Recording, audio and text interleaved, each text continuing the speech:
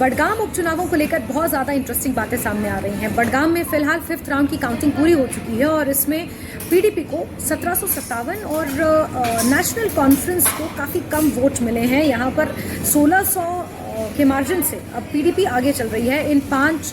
Rounds को अगर on an average देखा जाए। उसके बाद 15 राउंड की काउंटिंग होनी थी, 5 पूरी हो चुकी है, छठे राउंड की काउंटिंग वहाँ पर चल रही है। लेकिन अभी तक जो दूसरे राउंड के बाद नतीजे सामने आ रहे हैं या यूँ कहें कि जो रुझान सामने आ रहे हैं उसमें पीडीपी लगातार बढ़त बनाए हुए है। ये नेशनल कॉन्फ्रेंस के लिए एक बहुत बड़ा झटका हो सकती है क्योंकि बडगाम सीट ऐसी है जो नेशनल कॉन्फ्रेंस की परंपरागत सीट है।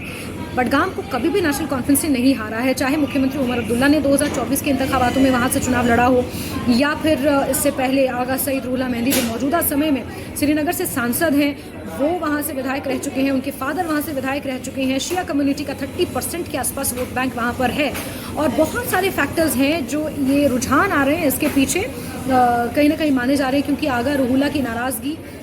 उमर अब्दुल्ला के साथ उनकी दूरियां, बडगाम उपचुनावों से उन्होंने दूरियां बना ली, जर्मनी में जाकर वो बैठ गए। उसके अलावा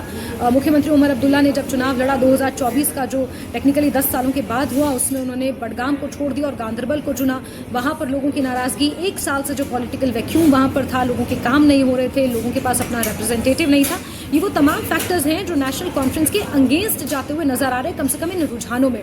पीडीपी के लिए अच्छी खबर ये है कि पीडीपी एक वक्त में जब हुकूमत में थी और उसके बाद किस तरह अब अपने वर्चस्व की लड़ाई लड़ रही है घाटी में, खास तौर पर सिर्फ 3 विधायक पीडीपी के 2024 के चुनावों में आए थे और अब अगर बडगाम पीडीपी के पाले में जाती है तो ये पीडीपी की जीत से ज़्यादा नेशनल कॉन्फ्रेंस की हार होगी जिसकी चर्चाएं होंगी। बीजेपी हालांकि दूर दूर तक बडगाम में नजर नहीं आ रही है, लेकिन बीजेपी इस बात को मान चुकी है कि उन्हें अभी 3, साढ़े 3, 4 साल का वक्त है, उन्हें बहुत ज़्यादा काम करना है घाटी में। जिस तरह लाल चौक और गुरेज की बात हो रही थी वहाँ पर भी बीजेपी 2024 में काफ़ी मजबूत अपने आप को मान रही थी लेकिन सीट नहीं निकाल पाई और वही स्थिति बडगाम में भी है कि बीजेपी खुद को मजबूत ज़रूर मान रही थी। अगर रूहुल्लाह मेहंदी की नाराज़गी के बाद नेशनल कॉन्फ्रेंस से जनता नाराज़ है, इस फैक्टर पर बीजेपी खुद को मजबूत मान रही थी, लेकिन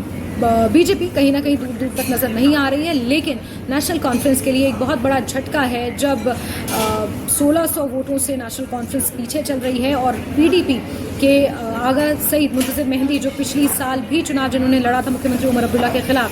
वो कहीं ना कहीं लीड बनाते हुए नजर आ रहे हैं। तो नेशनल कॉन्फ्रेंस के लिए ये एक ज़ोरदार झटके के समान है कम से कम इन 5 राउंड की गिनती के बाद।